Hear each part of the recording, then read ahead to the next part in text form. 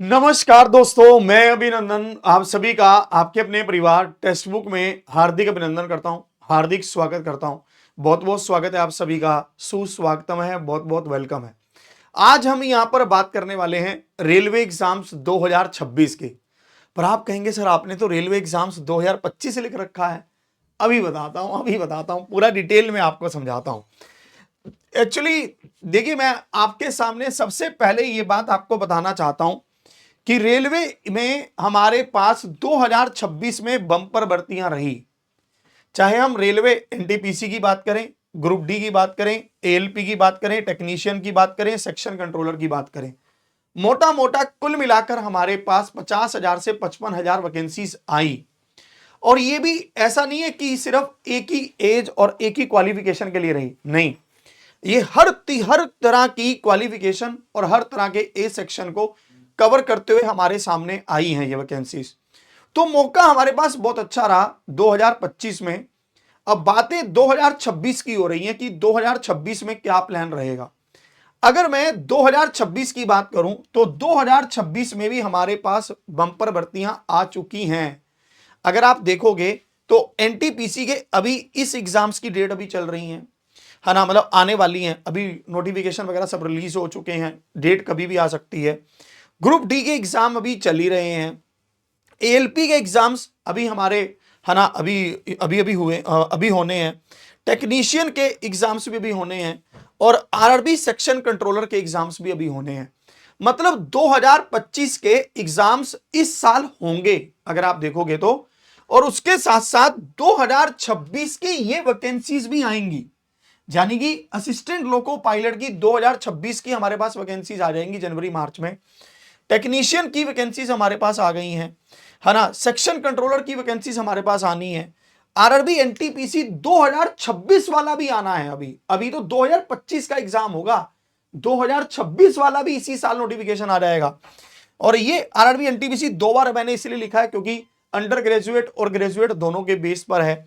इसके साथ साथ ग्रुप डी नया भी आएगा। अभी जो ग्रुप डी अभी जो आया है ना, ये 2025 वाला आएगा 31 को। इसके बाद इस साल के एंड में 2026 वाला भी आएगा। मतलब आप अगर देखोगे तो एक ही साल में डबल अपॉर्चुनिटीज हमारे सामने रहेंगी, है ना। चाहे वो हमारे पास एनटीपीसी है, चाहे वो हमारे पास ग्रुप डी है, चाहे वो हमारे पास मतलब एएलपी है, सभी के सभी एग्जाम्स की हमारे पास जो अपॉर्चुनिटीज रहेंगी वो डबल डबल रहेंगी। इसमें हम एक बार ये देखते हैं कि क्या इसमें क्वालिफिकेशन रहता है, कौन कौन इसको तैयार कर सकता है, क्या उसमें हमारी उम्र चाहिए। अगर मैं आरआरबी एनटीपीसी ग्रेजुएट लेवल की बात करता हूं तो आपकी उम्र 18 से लेकर 33 साल कर लीजिए, क्योंकि पहले आपको 3 साल की छूट मिली थी, ठीक है। तो 18 से लेकर 33 साल की आपकी उम्र चाहिए और आपके पास जो क्वालिफिकेशन है वो ग्रेजुएशन होनी चाहिए।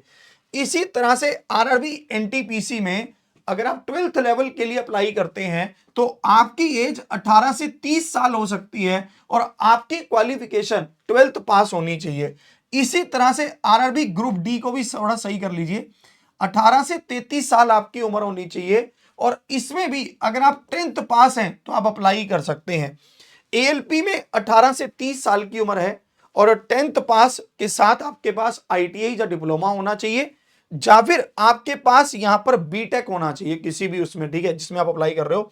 आरआरबी सेक्शन कंट्रोलर में 20 से लेकर 33 साल की उम्र और अगर आपके पास बैचलर डिग्री है तो आप इसको अप्लाई कर सकते हो। यानी कि अगर हम पूरे सिनेरियो को देखें तो हमारे पास मौका हर एग्जाम के लिए है, हर स्टेज के लिए है, हर क्वालिफिकेशन के लिए है। 10th पास के लिए भी है, 12th पास के लिए भी है, ग्रेजुएशन वालों के लिए भी है। तो फिर दिक्कत कहां पर है? दिक्कत सिर्फ और सिर्फ यहां पर है कि हम तैयारी समय से तैयार स्टार्ट ही नहीं करते।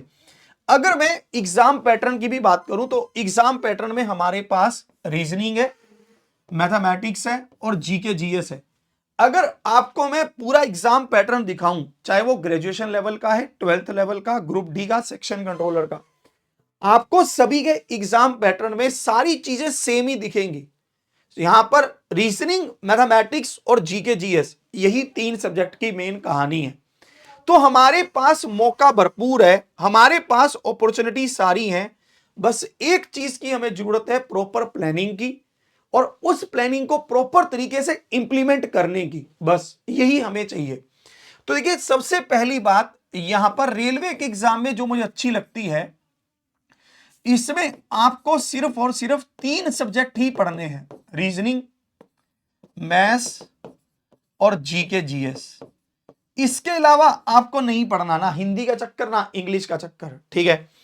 इसमें आपको एक पॉइंट यहां पर ध्यान देना है कि सबसे पहला काम आपको सिलेबस पूरा करना है, जो कि हमारा मेन काम है। सिलेबस पूरा करते समय हमें इस चीज का ध्यान रखना है कि रीजनिंग हम इतने अच्छे से कंप्लीट करें कि हमारे पूरे में से पूरे मार्क्स आए। ऐसा मैं क्यों कह रहा हूं, क्योंकि रीजनिंग सबसे आसान है। अगर आप सिलेबस को पूरा ध्यान से करेंगे और एक एक चैप्टर को पूरी तरह से अच्छे से कवर करते हुए आगे बढ़ेंगे तो आपके पूरे में से पूरे मार्क्स आएंगे। और सिलेबस पूरा करते समय यह भी ध्यान रखें कि आप अपने क्लास नोट्स प्रॉपर तरीके से बनाएं। क्लास नोट्स आपके इतने बढ़िया तरीके से होने चाहिए कि जब आप उनको पढ़ें तो आपको वीडियो देखने की जरूरत ना पड़े। मैं ऐसा नहीं कह रहा हूं कि क्लास नोट्स में लाल हरा नीला पीला पीना ये सब पेन यूज करिए, नहीं, पर आप इसको इतना बढ़िया तरीके से मनीष तरीके से बनाइए कि जब आप रिवीजन करने जाएं तो एक बार में ही आप चीजों को रिवाइज कर पाए। मैथ्स के 2 सेक्शन बनाइए, अर्थमेटिक और एडवांस। अर्थमेटिक और एडवांस में ध्यान रखिए कि आप 2 कॉपी लगाएंगे, अर्थमेटिक को अलग से कवर करेंगे और एडवांस को अलग से कवर करेंगे। इसमें यह चीज ध्यान रखना, एडवांस बहुत सारे बच्चे छोड़कर चले जाते हैं।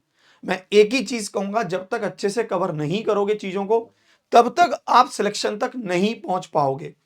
तीसरा, बहुत सारे बच्चों की यह कंप्लेन होती है कि सर मैंने सिलेबस भी पूरा कर लिया, क्लास नोट्स भी बना लिए, अब मेरा मार्क्स तब भी नहीं बढ़ रहे। तो मैं आपको कहूंगा आपने रिवीजन करने में कमी छोड़ी है फिर, क्योंकि जब आप रिवीजन नहीं करते ना तभी आपको एग्जाम में ऐसा लगता है कि पढ़ा तो हुआ है पर मेरे से हो क्यों नहीं रहा।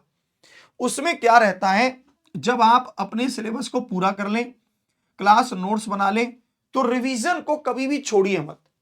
रिवीजन आपकी इतनी बढ़िया तरीके से होनी चाहिए कि एक एक चीज आपके पास याद हो जाए दिमाग में।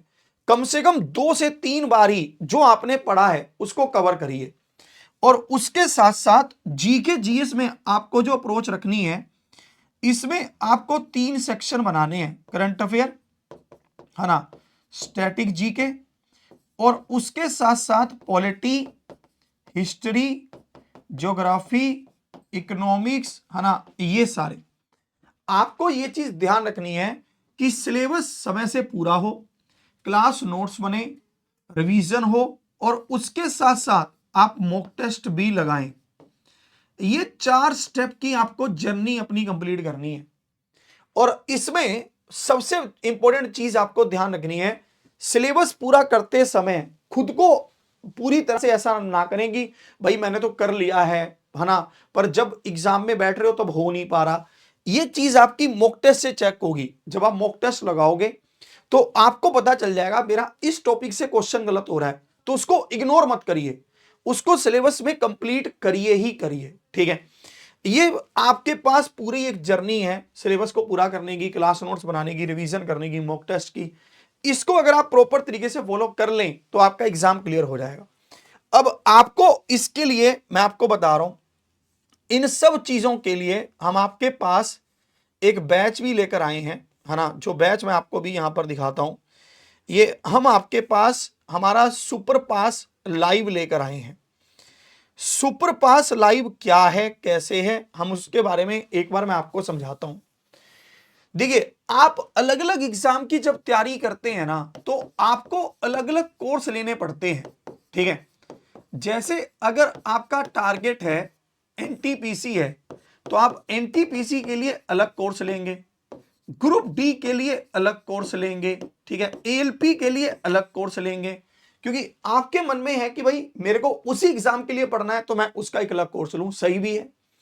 ऐसे जब आप एसएससी की तैयारी करते हैं तो आप सीजीएल के लिए अलग कोर्स, सीपीओ के लिए अलग कोर्स, सीएचएसएल के लिए अलग कोर्स। तो यहां पर हमने आपकी पूरी प्रॉब्लम को समझते हुए एक हमारा बैच बनाया है सुपर पास लाइव।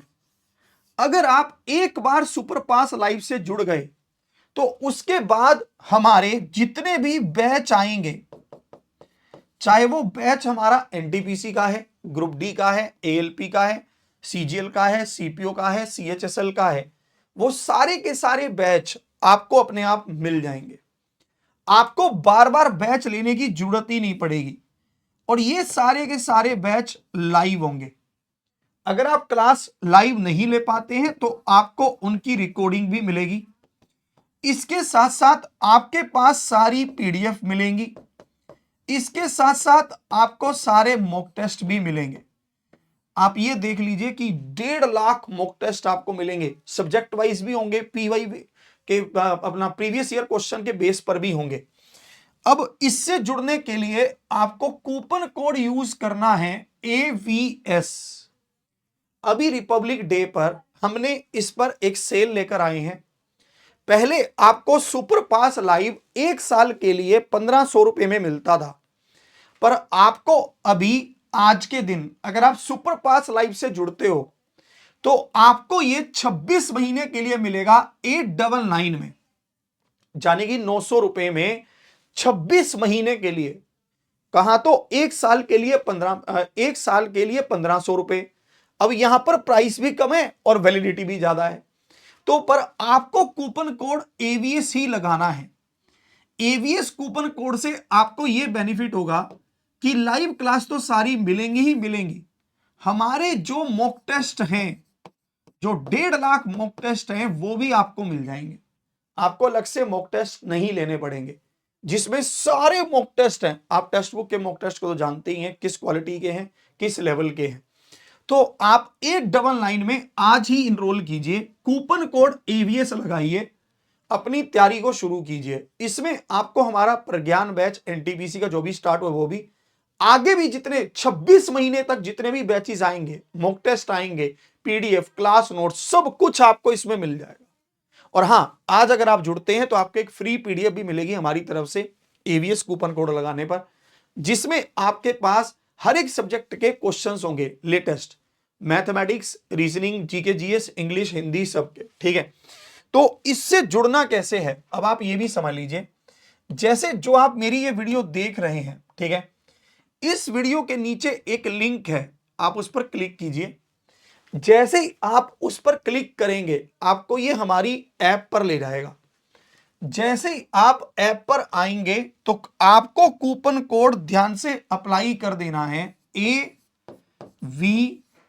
कूपन कोड गलत मत अप्लाई करना मेरे भाई, है ना। जैसे ही AVS कूपन कोड अप्लाई करेंगे तो 899 में 26 महीने के लिए आपको ये अवेलेबल हो जाएगा।